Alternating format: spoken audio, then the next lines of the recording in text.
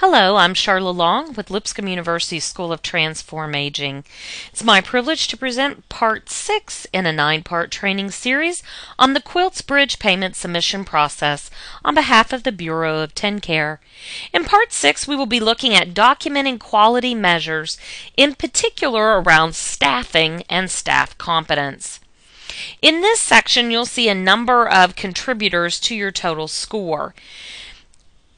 One section of those, this one dealing with RN and CNA hours per resident day, are actually being collected by the Bureau of TennCare, and you will not need to submit anything. The Bureau of TennCare will obtain data on the RN and CNA hours per resident day from Nursing Home Compare. They will look both at your facility's performance against the state average and the national average. Points will be awarded to facilities with staffing levels above both the state average and above the national average. And again, those averages will also be taken from Nursing Home Compare. The good news, you don't have to submit anything. That data will be secured by the Bureau of TennCare directly. So the second area under staffing deals with staff retention. So let me define for you what staff is. Staff is any employee or contracted worker who is paid directly or by contract by the nursing facility. Okay, so it's any employee, any contracted worker, regardless of who's paying them. If it's an employee or a contracted worker at the nursing facility, they are considered staff. We have several questions in the past about retention of contracted staff.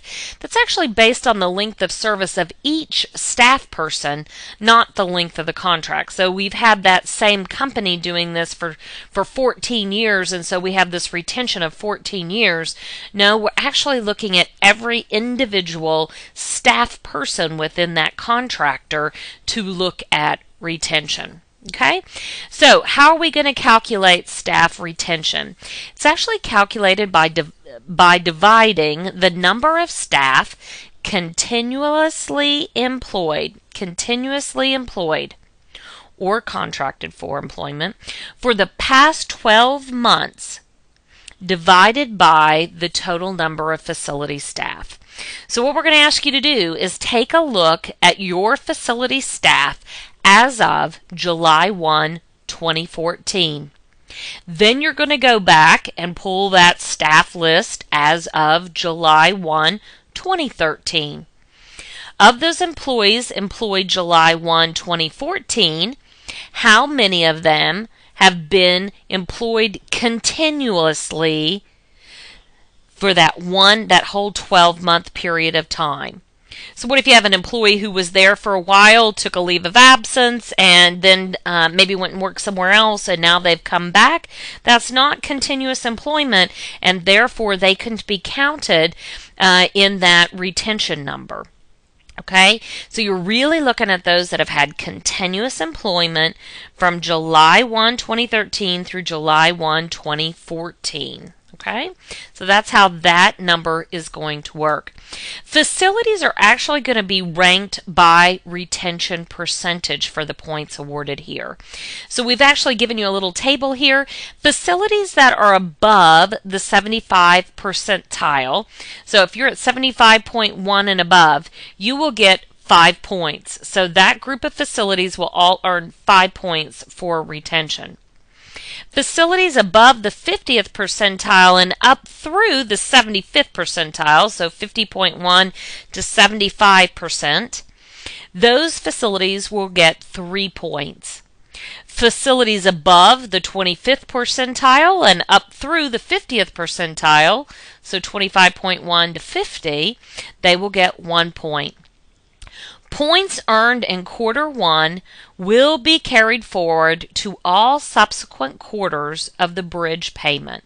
Okay, so this one calculation, July 1, 2013-14 comparison, will work for the entire quarter. So how are we going to get proof, or how will you document that continuous continuous employment for that 1 year? We've actually completed or compiled a document called Staff Roster for Value-Based Purchasing Submission.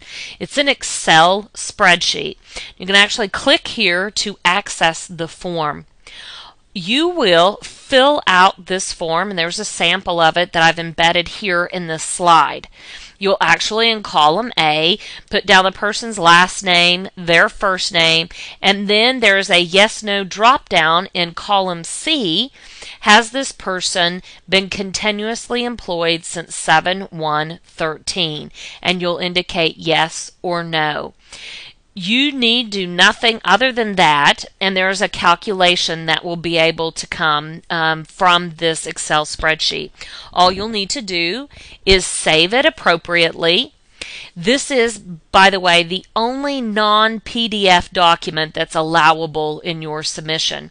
It is also the only required document in your submission. So of all the 18 attachments, you could only upload this one and not upload any of the other 18, and that's acceptable if that's where you're at as a facility. But you must upload this particular Excel spreadsheet with your staff retention information. So please complete this document, title it with your facility name followed by 17, and it should be an Excel file, and make sure you upload that properly. Thank you.